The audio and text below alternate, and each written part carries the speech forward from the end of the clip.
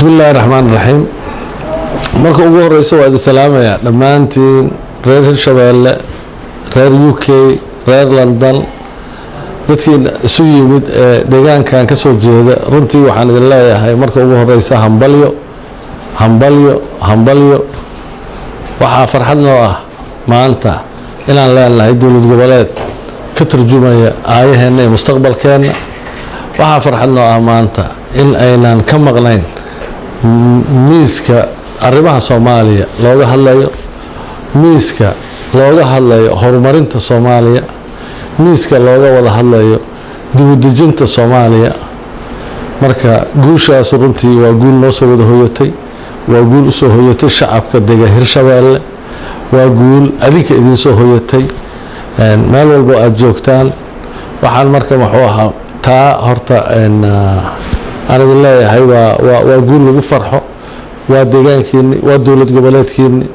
haddaad wax badan daawan jirteen dowlad goboleed dad kale ay leeyihiin oo u dabaaldegayaan, maanta midaad adinku leedihiin ayaa dhisan, mid weliba si dhaba wax u qaban doonta ayaa dhisan. sidaad ogtihiin Hirshabeelle waa dowlad goboleed ama state kamida stateyada ugu qanisan Soomaaliya. wuxuu leeyahay bad, wuxuu leeyahay webi, wuxuu leeyahay beero, wuxuu leeyahay xoolo, wuxuu leeyahay dhul daaqa ku wanaagsan, wuxuu leeyahay shacab karti badan, wuxuu deris leeyahay magaalada ugu dadka badan uguna dhaqaalaha badan Soomaaliya oo ah Muqdisho. wuxuu deris leeyahay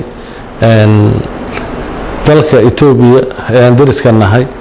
waa dhul baaxadiisu ay aad u weyn tahay runtii, isagoo idin cad la tuurana ma laha. meel walba waa barwaaqo, waa khayraad, waa nimco ilaahay ummadan siiyey. insha Allah taala anagu waa u shaqeyn doonaa Hirshabeelle iyo shacabka ku nool inay sanadkan maanta maalinteeda inaan iswareysano ayaan jeclahay.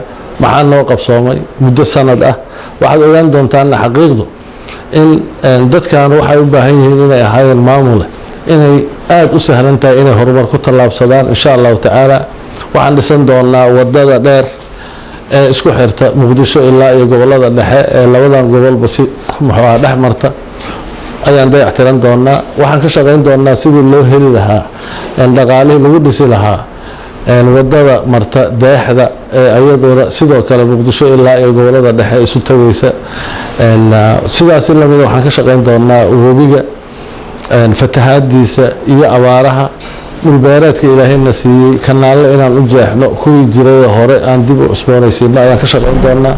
waxaan ka shaqeyn doonaa sidaan deked aan wax ka dhowrsanno u lahaan lahayn oo aan u samaysan lahayn, oo aan xoolaha iyo khayraadka deegaankeena ka soo baxana aan uga dhoofin lahayn, kuwa aan u baahan lahayn ay nooga soo degi lahaayeen, si dakhligii wadankan ama deegaankan dib loo gelin lahaana u soo baxo. insha Allah taala adinkana waxaan idinka filaynaa inaad dowladdiina inaad garab istaagtaan, inaad wuxuu ahaa qof walba oo deegaankan ka soo jeedana kaalinta uu geli karo inuu galo, inaad noo timaadaan, inaad hadduu ilaahay yiraahdo waxaa ka qayb qaadataan horumarka. qof walba aqoonta uu leeyahay inuu keeno, inuu ummadiisa iyo dadkiisa u adeego, inaan wuxuu ahaa hay-ado wadamo ayaa degantihiin, wadamada degantihiin shirkado, kambaniyo maalgashi wixii suubinaya inaad keentaan. insha Allah taala haddaanu saa isu bahaysanana waxaan aaminsanahay in aan gaari doono level aysan Soomaaliya inteeda kale weliba gaarin, si degdegana inaan ku gaari doono. marka waxaan idin leeyahay mar kale hambalyo. anigu farxad ay ii tahay caawa inaan xafladan idinkala qayb galo, farxad ay ii tahay inaad wuxuu ahaa igu soo dhaweysaan wuxuu ahaa xafladan aad u qabanaysaan Hirshabeelle. waa xafladii ugu horeysay ee Hirshabeelle loo qabto sidii maamulka noogu samaysmay. taariikhda ayaad noo geli doontaan insha Allah taala.